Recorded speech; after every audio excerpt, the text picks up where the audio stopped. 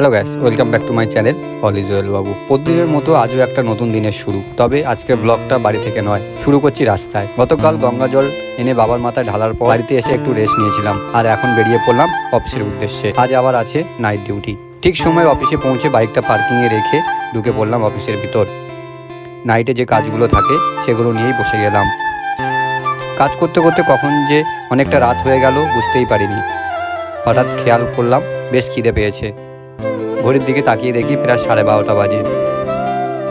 কাজ একটু থামিয়ে চলে গেলাম রাতের খাবার খেতে। দুটো ভাত খেয়ে বাসন ধুয়ে আবার ফিরে এলাম কম্পিউটারের টেবিলে। একটু জল খেয়ে খাতাপত্র গুছিয়ে আবার বসে পড়লাম কাজে।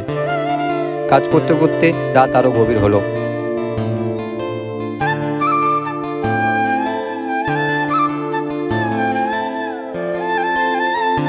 পরপর 2-3 দিন ঠিকমতো ঘুম হয় না।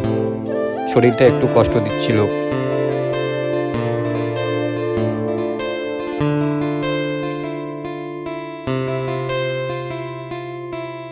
তবু বাকি কাজগুলো শেষ করে অফিসের গেট বন্ধ করে চলে গেলাম শোয়ার জায়গায়।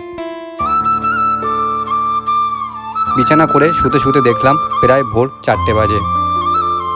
মাত্র 1 ঘন্টা ঘুমিয়ে আবার উঠে পড়লাম ভোর 5টায়। ব্রাশ করে 1 কাপ চা খেয়ে নিলাম। তারপর বিছানা গুছিয়ে অফিসের জানালা দরজা খুলে শুরু করলাম সকালের কাজ।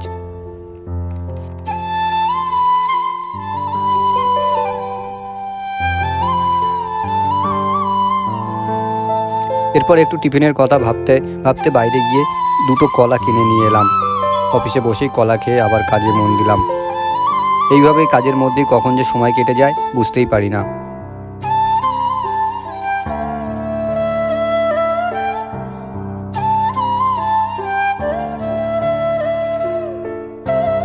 বেলা হয়ে গেলে ব্যাগ আর হেলমেট নিয়ে বেরিয়ে পড়লাম বাড়ির উদ্দেশ্যে।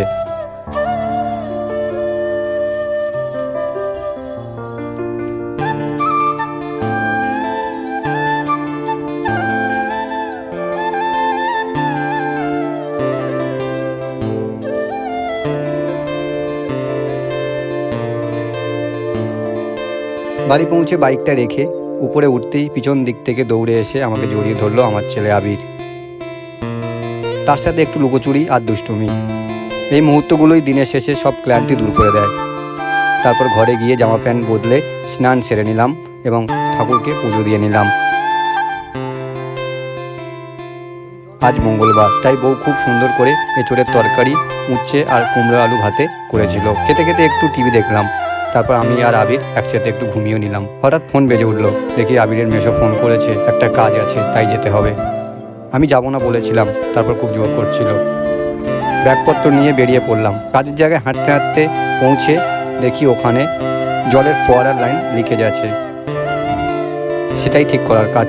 আবিরের মেসো কাজ করছিল আর আমি দাঁড়িয়ে দাঁড়িয়ে সব দেখছিলাম। মাঝে মাঝে একটু হাতও লাগালাম।